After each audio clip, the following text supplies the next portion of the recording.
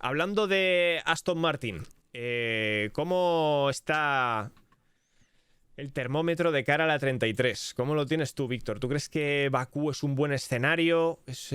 ¿Puede llegar aquí la victoria si un Red Bull se choca contra el muro del castillo, si otro tiene un problema de fiabilidad y Fernando esquiva ahí las malas fortunas que suelen caer en este circuito y puede subirse al podio a lo más alto? A ver, por poder se pueden chocar todos Sí, sí. también y quedar solamente Alonso Stroll en pista y que en tercera posición pongan un gato en el podio, ¿sabes? Pero yo creo que este no es el sitio. Por ahora también es que asusta un poco el tema del problema del DRS, que tendremos que ver que no se repita de nuevo en clasificación, porque lo pueden reparar, pero fíjate, recuerda los problemas de DRS continuos que tenía Verstappen el año pasado, que era siempre problemas que ese aletín estaba como muy suelto, muy inestable cuando estaba abierto en recta principal, intentaban repararlo gran premio a gran premio y era un quebradero de cabeza tremendo. Entonces tendremos que ver que funcione en clasificación. Si funciona, yo les veo muy, muy, muy cerquita de Ferrari, porque Ferrari la verdad es que ha sorprendido en este Gran Premio, al contrario que en Australia vimos a Mercedes mucho más por delante, pero para la victoria yo ahora mismo, a falta de que pasen las cosas que suelen pasar en Azerbaiyán, no sé si lo veo. La verdad, yo lo veo más como un experimento de ver si funciona esa nueva configuración del alerón trasero. Cuando ha funcionado y cuando se ha abierto el DRS, hemos visto que ha notado velocidades puntas al pasar por la recta principal de 330. Red Bull hemos visto que ha notado la más alta con 340 de diferencia con el DRS abierto.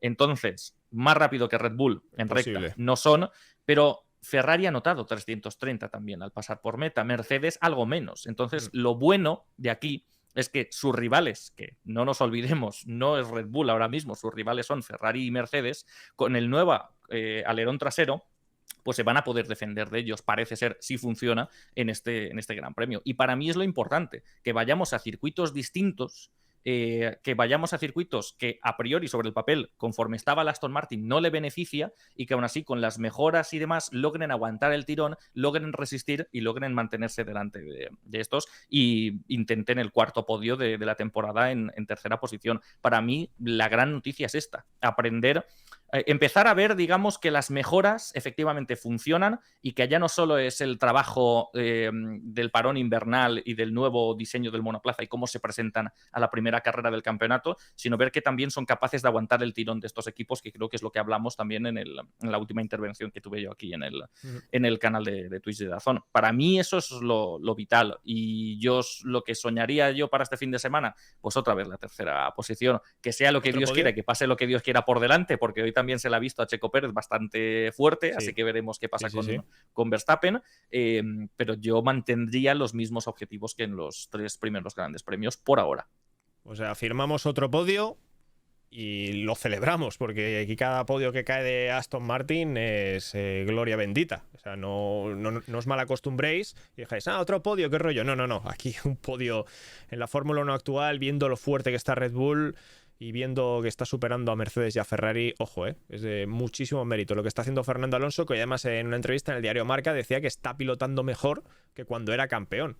Y yo eso lo veo, lo veía también el año pasado y Fernando es que está a un nivel estratosférico y si encima le han dado un buen coche con el que puede ser competitivo, pues ahí tenéis los resultados y ahí está al acecho y el primero de la fila para cuando se le escape alguna victoria a Red Bull, ser él el que la pille. Estaba viendo en un tuit de la cuenta F1 Data Analysis que suben telemetrías y demás, que el Ferrari ha sido más rápido que el Red Bull en el sector 2, que es precisamente el sector más revirado, ¿no? El donde prima más el agarre mecánico, donde también es el punto fuerte del Aston Martin. Es verdad que este circuito, Víctor, a mí es de mis favoritos, ¿eh? No sé tú qué opinarás sobre él, porque realmente son como dos en uno, ¿no? O sea, tienes ahí una zona súper rápida, 2 kilometrazos ahí de recta, luego 4 curvas de 90 grados que no tienen mucho sentido, pero bueno, y las han puesto. Y luego la zona más guapa es la zona del castillo, con mucha curva lenta, los muros muy cerquita, y ahí es donde también se hace el tiempo. Sí, a mí cuando se anunció por primera vez el Gran Premio de Azerbaiyán, cuando vimos el plano, ¿no?, del diseño por vista aérea de cómo iba a ser, yo la verdad me llevé las manos a la cabeza pensando, esto es un destrozo, esto es otra vez el intento enésimo de la Fórmula 1 de adaptarse al mobiliario urbano que hay, y lo que hay es para una recta de 2 kilómetros y 3 curvas de 90 grados y demás. Pero sí que es cierto que cuando lo ves, cuando ya llega el fin de semana, más allá del plano, Bakú esconde muchas cosas que desde un mero diseño no se aprecia. Hay muchos cambios de elevación, más allá del sector revirado y la zona del castillo en el sector 2, hay muchos cambios de elevación, hay muchas curvas casi en apoyo cuando están terminando el segundo sector, con muy poca escapatoria, con el muro muy cerca, y que siempre es un peligro, y es de las curvas que más acción y más choques causa a lo largo de un fin de semana. No sé, a mí la verdad es que al final, a la larga, me ha gustado mucho el circuito de Bakú, porque lo veo infinitamente mejor que, por ejemplo, circuitos urbanos como el de Miami. El de Miami sí que a mí no me acaba mucho, es un diseño pues también forzado alrededor de que... Sí, que tiene que dar la vuelta Stadium, alrededor del creo que estadio y todo, sí. Es más Claro. artificial. Pero fíjate, es que ahí, en esas callejuelas, ahí tiene que entrar un Fórmula 1 gigante, el más grande de la historia, que son los que están compitiendo actualmente en esa curva, ciega absolutamente, el castillo que es precioso.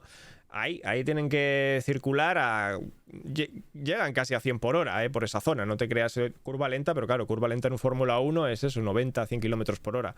Es una barbaridad. Y en esta curva, además, recuerdo el accidente que tuvo Leclerc, que has comentado antes, Víctor. Sí, no le enseñes la foto a Charles, que ahora que va motivado para la clasificación, pues telita.